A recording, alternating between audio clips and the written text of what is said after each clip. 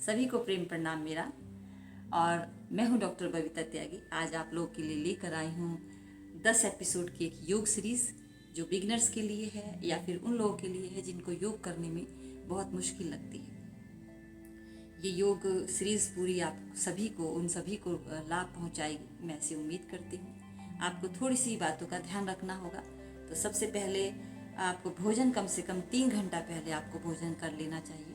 जब भी आप योग शुरुआत करें योग की, यदि आपको फल लेना है तो आप 1 घंटा पहले फल ले सकते हैं। योग के आधा घंटा बाद आप भोजन कर सकते हैं। जब भी योग की शुरुआत करें आप प्रसन्न मन से आप योग की शुरुआत करें तो ज़रूर से ज़रूर आपको लाभ पहुंचाएगा। आपके लिए बहुत हेल्पफुल होगी ये सीरीज़, ऐसी मैं उम्मीद करती हूँ। सभी को प्रेम प्रणाम मेरा।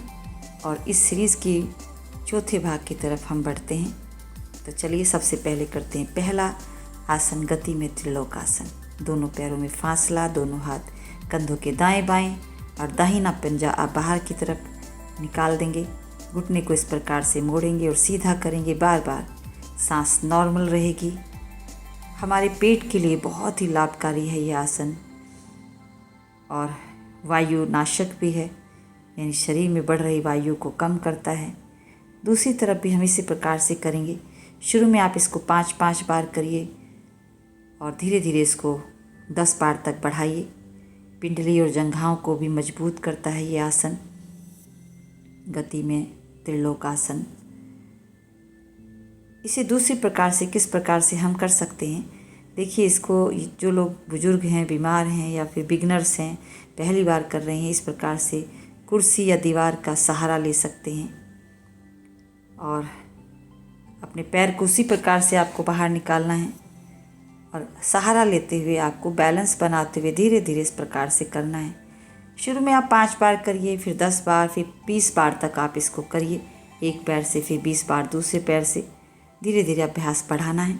दूसरी तरफ भी उसी प्रकार से करना है। तो चलिए बढ़ते हैं दूसरे अभ्यास की तरफ। वज्रासन में बैठते हुए और धीरे से आ जाएंगे हम पर्वतासन में। पर्वतासन में शरीर को पीछे को धकेलते हुए आप एड़ियों को मिला देंगे। इससे हमारी आँखों की रोशनी बढ़ती है और सिर को ज़्यादा से ज़्यादा आप मैट की तरफ लेकर आएंगे। पिंडलियों पर बढ़ रहे दबाव को देखेंगे। पैर पर जो खिंचाव आपको महसूस होता है उसको देखेंगे। इससे हमारी रीढ़ जो है लचीली भी होती है और मजबूत भी होती है। और देखिए तकिए के सहारे से कैसे कर सकते हैं। मेरा तकिया थोड़ा सॉफ्ट है, आप इसको हार्ड तकिया ले लें तो ज़्यादा अच्छा रहेगा। और इस प्रकार से पैर, एड़ियाँ स्पेशली उसके ऊपर रखें। जो हमारी मेरुदंड है उसका जो स्नायु है उनको लाभ पहुंचता है इससे। एड़ियाँ आपकी पीछे लगी होनी चाहिए, कंधे पीछे कसे होने चाहिए पूरी तरीके से। शुरू में हम इसको 5 सेकंड, फिर 10 सेकंड, 20 सेकंड तक रोक सकते हैं। चलिए बढ़ते हैं अपने अगले अभ्यास की तरफ। नेक्स्ट अभ्यास में हम पेट के बल आ जाएंगे और करने जा रहे हैं हम गति में मकरासन। दोनों हाथों से स्टैंड बना लेंगे इस प्रकार से जैसे वीडियो में दिखाया गया है और हिट करेंगे अपने नितंबों को अपनी एड़ियों से बार बार। ये सर्वाइकल और स्लिप डिस्क के लिए बहुत लाभकारी आसन है। कमर दर्द, मेरुदंड के रोगियों को भी बहुत लाभ पहुंचाता है। शुरू में हो सकता है आप हिट करें अपने नितंबों को तो वो ना लग सकें एड़ियाँ आपकी, तो जितना आपसे हो उतना करिए। उसके बाद दोनों पैरों से करिए। अस्थमा और फेफड़ों के रोगियों के लिए भी बहुत लाभकारी आसन है ये। धीरे से वापस आ जाएंगे। वापस आने के तरीकों को भी ध्यान से देखना है, शरीर में कोई झटका ना आए। नॉर्मल तरीके से आप पीछे आएँ। एक तकिए के सहारे से कैसे इसको कर सकते हैं, तकिए को ऐसे नाभि के पास लगभग रखिए। आप इसको स्टैंड बनाइए अपना, हाथों से अपने गालों को इस प्रकार से पकड़ लीजिए और पैर से हिट करिए अपने नितंबों को। जितना हो शुरू में ऐसे करिए। धीरे धीरे अभ्यास को बढ़ाना है, धैर्य रखते हुए करना है।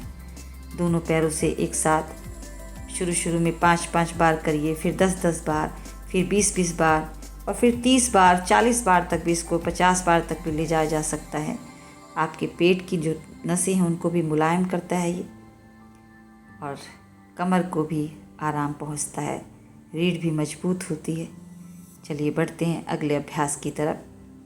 फिर से पेट के बल आएंगे और अगले आसन की तरफ बढ़ते हैं, शलभ आसन। दोनों हाथ जंघाओं के नीचे, ठोड़ी मैट पर, और अपने दाएं पैर को ऊपर से ऊपर उठाएंगे सांस भरते हुए, सांस बाहर निकालते हुए नीचे। पैर की जो गति है वो देख लीजिए, ना बहुत ज़्यादा तेज होनी चाहिए ना धीरे धीरे।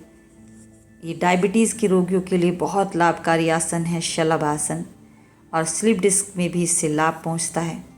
शुरू में आप पैर को 5 बार, फिर धीरे धीरे आप 10-15 बार तक इसको करिए।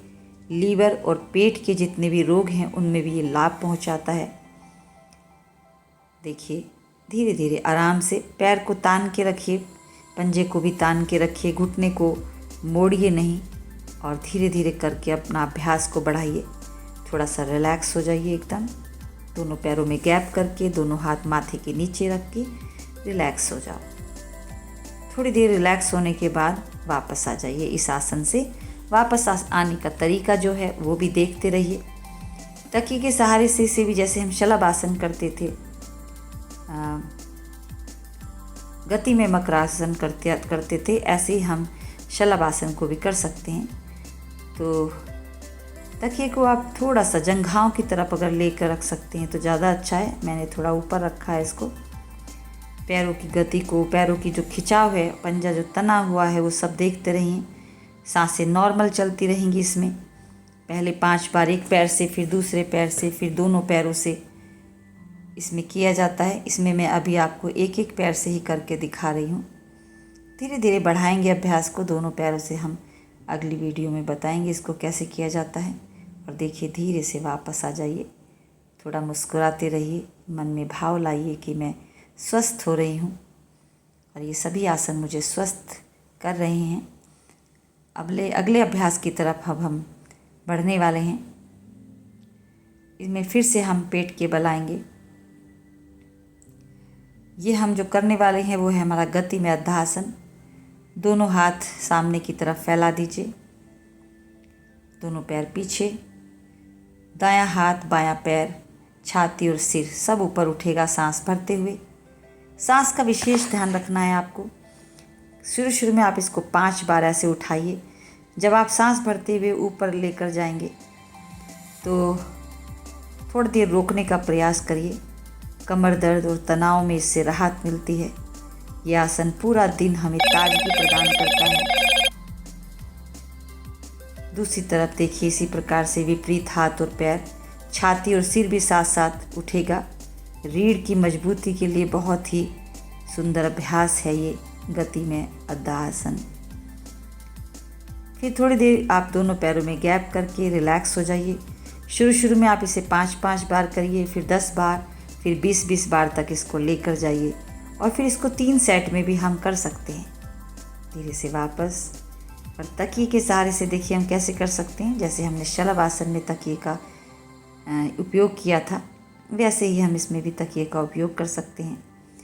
देखिए दायां हाथ, बायां पैर। अब ऊपर उठने में थोड़ी आसानी हो जाती है जब तकिया हमें सपोर्ट करता है। इस तरीके से छाती और सिर भी हम उठा रहे हैं। दूसरी तरफ से देखिए, ये मैं आपको तरीका बता रही हूँ।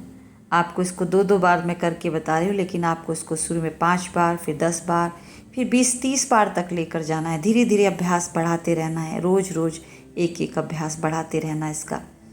बहुत ही सुंदर आसन, रीढ़ के लिए भी, मन की ताजगी के लिए भी। उम्मीद करती हूँ ये सभी आसन आपको बहुत लाभ पहुंचाएंगे, और हमारी ये वीडियो आपको बहुत अच्छी लगी होगी। कमेंट बॉक्स में ज़रूर से ज़रूर लिखिए। ज़रूर से ज़रूर सब्सक्राइब कराइए हमारे चैनल को। सभी को प्रेम प्रणाम।